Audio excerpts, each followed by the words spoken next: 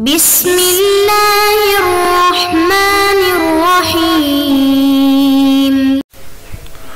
نحمده ونصلي على رسوله الكريم اما بعد بسم اللہ الرحمن الرحیم. عزیز طلبہ، آج ہم کنز الدقائق حصہ دوم سبق نمبر 26 شروع کر رہے ہیں.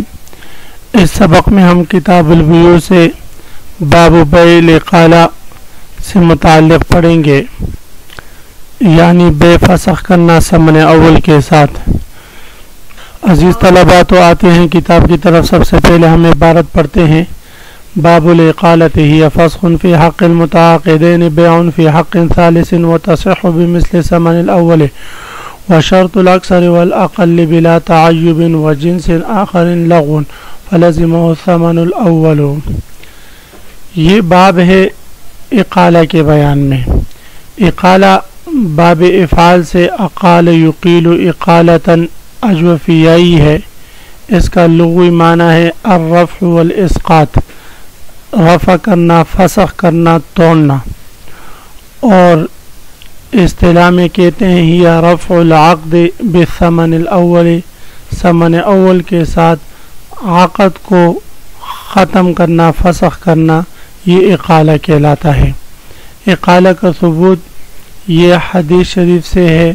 حدیث شریف میں آپ صلی اللہ علیہ وسلم ارشاد فرماتے ہیں من اقال نادما بیعتہ اقال اللہ عثرتہ یوم القیامہ، کہ جو شخص دنیا میں کسی نادم اور پشیمان شخص کو اس کی بے میں پشیمانی پر اس کے ساتھ بے فسخ کر لے اور ایجاب و قبول ختم کر لے، تو فرماتے ہیں کہ اللہ رب العزت قیامت کے دن اس کی گناہ یہ معاف فرمائے. اقالہ کا رکن بھی بیع کی طرح ایجاب و قبول ہے. ایجاب و قبول سے یہ اقالہ ثابت ہوگا اور گزشتہ عقد جو ہے یہ فسخ ہو جائے گا. عزیز طلبہ، ابتدا میں آپ لوگ یہ بات یاد رکھیں کہ اقالہ یہ فسخ عقد ہے یا بیع جدید ہے یا بیع باطل ہے. تو اس میں 3 مذاہب ہیں امام صاحب کا. امام ابو یوسف رحمہ اللہ تعالیٰ اور امام محمد رحمہ اللہ تعالیٰ، تینوں حضرات کی رائے الگ الگ ہیں. امام صاحب رحمہ اللہ تعالیٰ فرماتے ہیں کہ اقالہ یہ عاقدین کے حق میں تو فسخ بیع ہے، اور عاقدین کے علاوہ غیر کے حق میں یہ بیع جدید ہے. امام ابو یوسف رحمہ اللہ تعالیٰ کے ہاں یہ عاقدین کے حق میں بھی بیع ہے اور عاقدین کے علاوہ کے حق میں بھی بیع ہے. ہاں، اگر بیع ممکن نہ ہو تو اس صورت میں پھر یہ فسخ بیع ہوگی. اگر فسخ بیع بھی ممکن نہ ہو تو پھر یہ بیع باطل ہوگی امام ابو یوسف رحمہ اللہ تعالیٰ کے ہاں. امام محمد رحمہ اللہ تعالیٰ کے ہاں یہ فسخ بیع ہے. اگر فسخ بیع ممکن نہ ہو تو بیع ہے، اگر بیع ممکن نہ ہو تو پھر اس صورت میں یہ بیع باطل ہوگی. تو چونکہ صاحب کنز الدقائق اختصار کے ساتھ جو راجح مذہب ہوتا ہے اسی کو ذکر کرتے ہیں، تو فرماتے ہیں فسخ فی حق المتعاقدین و بیع فی حق ثالث، کہ اقالہ یہ بیع فسخ ہے عاقدین کے حق میں اور بیع جدید ہے غیر عاقدین کے حق میں، ثالث کے حق میں. اوپر لکھا ہوا ہے چھوٹا سا سین اور میم، تو اس میں امام ابو یوسف اور امام محمد رحمہ اللہ تعالیٰ کے اختلاف کی طرف اشارہ ہے. اسی اختلاف کے بارے میں نے آپ حضرات کو بتا دیا. امام صاحب رحمہ اللہ تعالیٰ کے ہاں یہ فسخ فی حق المتعاقدین، متعاقدین کے حق میں یہ فسخ بیع ہے. اسی وجہ سے امام فرماتے ہیں کہ اگر عاقدین آپس میں بیع کو فسخ کرتے ہیں تو بائع پر ثمن اول ہی دینا لازم ہوگا، کمی زیادتی اس پر لازم نہیں ہوگی. اور فرماتے اسی وجہ سے اگر کوئی شرط فاسد وغیرہ لگائی گئی اس عقد میں تو وہ شروط فاسدہ سے یہ اقالہ باطل نہیں ہوتا. اسی طرح وہ فرماتے ہیں کہ اگر بائع اسی مبیع کو مشتری کے ہاتھ پر فروخت کرتا ہے تو قبل القبض اس کو فروخت کر سکتا ہے. فرماتے ہیں اگر یہ فسخ بے نہ ہوتا اور عقد بے ہوتا تو عقد بے میں قبل القبض مبیع کو فسخ کرنا یہ جائز نہیں ہوتا. تو فرماتے ہیں یہ فسخ فی حق المتعاقدین، یہ متعاقدین کے حق میں فسخ بے ہے. جب یہ عاقدین کے حق میں فسخ بے ہے تو یہ اقالہ ثمن اول ہی کی صورت میں صحیح ہوگا. بیع فی حق ثالث ہے، ثالث کے حق میں یہ بیع جدید ہے. ثالث کے حق میں بیع جدید ہونے کا مطلب یہ ہے کہ اگر زید عمر پر اپنا پلاٹ یا اپنا گھر فروخت کر دے اور زید کا جو شفیع ہے بکر اس کو پتہ چلے کہ عمر نے اس سے یہ گھر خریدا اور اس کو شفع کا حق بھی حاصل ہے، لیکن وہ کہتا ہے کہ عمر تو زید سے کئی گنا اچھا پڑوسی ہے، لہذا میں کوئی شفع وغیرہ نہیں کرتا، وہ حق شفع سے دستبردار ہو جائے.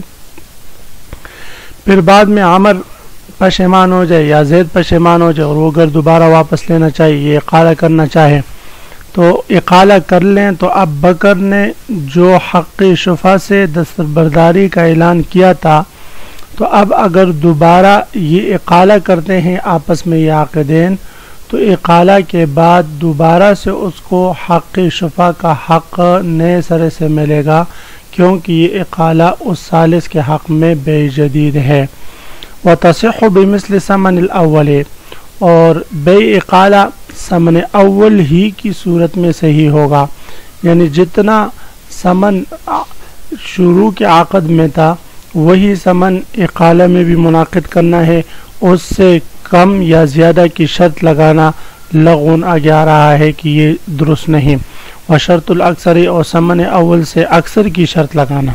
اس کی صورت یہ ہوگی کہ بائع پشیمان ہو جائے اور کہے کہ یہ گاڑی جو 10 لاکھ پر میں نے آپ پر بیچی تھی، مشتری سے کہے یہ مجھے واپس کر دیں، وہ کہے اب تو 10 لاکھ میں نہیں 11 لاکھ میں واپس کروں گا، تو فرماتے ہیں یہ زیادتی کی شرط لگانا یہ لغو ہے.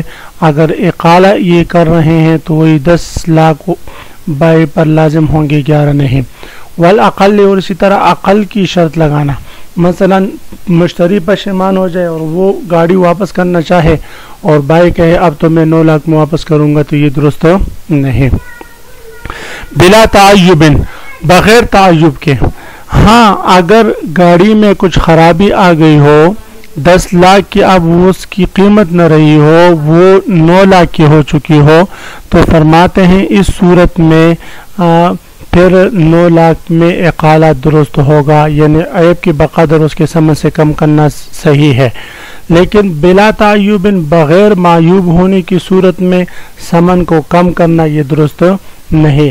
وجنس آخر، اسی طرح اگر بائع کہے میں تو اب سے یہ گاڑی واپس لیتا ہوں، اقالہ پر راضی ہوں، لیکن آپ کو اس کے بدلے میں جنس آخر کوئی دوسری گاڑی دیتا ہوں، ایک سلائی کی بجائے آپ کو جلائی دیتا ہوں، یا جو ہے ٹویٹا دیتا ہوں، یا کیری ڈبا وغیرہ دیتا ہوں، تو فرماتے ہیں اس صورت میں بھی یہ جنس آخر کی شرط لگانا بھی درست نہیں، اور وہی ثمن اول 10 لاکھ روپے دینا بائع پر لازم ہوں گے اقالہ کی صورت میں. تو فرماتے وہ شرط الاکثر، اور اکثر کی شرط لگانا، والاقل یا اقل کی شرط لگانا، بلا تعیب، بغیر معیوب ہونے کی صورت میں، بغیر عیب آنے کی صورت میں، و جنس آخرین، اور یا جنس آخر کی شرط لگانا لغون، یہ سب لغو ہے. فلزمہ ثمن الاول، ان تمام صورت میں ثمن اول ہی لازم ہوگا. وَهَلَاكُ الثَّمَنِ لَا يَمْنَعُ الْإِقَالَةَ وَهَلَاكُ الْمَبِيعِ يَمْنَعُ. اب یہاں سے مصنف علیہ الرحمہ یہ بیان فرما رہے ہیں اقالہ کے لیے بیع کا موجود ہونا ضروری ہے، یعنی اقالہ نام ہے عقد سابق کو فسخ کرنے کا، اور عقد سابق اسی صورت میں فسخ ہوگی کہ جب عقد سابق باقی ہو، اور عقد سابق کی بقا عزیز طلبہ یاد رکھے مبی کے بقا پر موقوف ہے، اس لیے کہ مبی متعین ہوتی ہے، ثمن کی بقا پر موقوف نہیں ہوتا. تو ثمن چاہے باقی ہو یا ہلاک ہو جائے، ثمن کے ہلاکت سے بیع اقالہ میں کچھ فرق نہیں آتا. البتہ مبی اگر ہلاک ہو جائے تو پھر اس صورت میں اقالہ متعذر ہو جاتا ہے، ممکن نہیں رہتا. تو فرماتے والا کو ثمن، اور ثمن کا ہلاک ہونا لا یمنع الاقالۃ، یہ اقالے کے لیے مانع نہیں، اس لیے کہ الثمن لا تتعین بالتعین، سامان ایک اگر ہلاک ہو گیا تو اس کے مقابلے میں دوسرا بھی وہ دے سکتا ہے، لیکن اگر مبی ہلاک ہو جائے تو اس صورت میں فرماتے ہیں کہ وَهَلَاكُ الْمَبِي يَمْنَعُ، اور مبی کا ہلاک ہونا یہ اقالہ کے لیے ابتداءً و بقاءً ہر دونوں طرح معنی ہے۔ وَهَلَاكُ بَعْضِ بِقَدْرِهِ، اگر بعض مبی ہلاک ہو جائے، لیکن یاد رکھیں عزیز طلبہ کہ وَهَلَاكُ الْمَبِي يَمْنَعُ یہ اس صورت میں ہے کہ جب وہ عقد مقایضہ نہ ہو۔ عقد مقایضہ اس عقد کو کہتے ہیں جس میں جانبین سے سامان ہو، جانب واحد میں بھی سامان ہو، جانب ثانی میں بھی سامان ہو۔ تو اس صورت میں اگر مثلا ایک گاڑی کی صدا دوسری گاڑی سے ہوئی ہو، تو اس صورت میں اگر ایک گاڑی کے ایکسیڈنٹ ہو جائے، وہ ہلاک ہو جائے، تو دوسری گاڑی باقی ہے تو اس کو ہم ابھی تصور کریں گے۔ تو اس صورت میں ایک کا ہلاک ہونا بے اقالے کے لیے مانع نہیں۔ وہ ہلاک بعض، اسی طرح بعض کا ہلاک ہونا، مثلا مبی جو ہے وہ 10 گاڑی ہیں، ان میں سے دو کا ایکسیڈنٹ ہو جائے، تو اس 2 ضائع ہو جائے اور 8 گاڑیاں باقی رہے، تو بعض کا ہلاک ہونا بقدر ہی، اس کے بقدر جو ہے اقالے کو باطل کر دیتا ہے، اور وہ اقالے کے لیے مانع ہوتا ہے۔ ما بقی 8 گاڑیوں میں اقالہ جو ہے یہ درست ہوگا۔ ہلاک و بازی بقدر ہی، اور بعض مبی کا ہلاک ہونا اس کے بقدر اقالے کے لیے مانع ہوتا ہے۔ تو عزیز طلبہ، آج کے سبق کا خلاصہ یہ ہوا کہ ہم نے باب اقالہ شروع کی۔ باب اقالہ کا لغوی اصطلاحی معنی ہم نے پڑھا، اور اس کے بعد اقالہ یہ فسخ بے ہے یا بے جدید ہے، اس سے متعلق ہم نے امام صاحب امام یوسف اور امام محمد رحمہ اللہ تعالیٰ کے مذاہب پڑھے، اور اس کے بعد اس پر متفرع 2-3 مسائل پڑھیں۔ تو کل کے سبق میں آپ حضرات انشاءاللہ یہ مسئلہ کہ وشرط الاکثر والاقل بلا تعیب وجنس آخر لغو، اس کی وضاحت آپ یاد کر کے آئے، اور اگلا سبق پھر انشاءاللہ ہم پڑھیں گے۔ آخر دعوانا ان الحمدللہ رب العالمین۔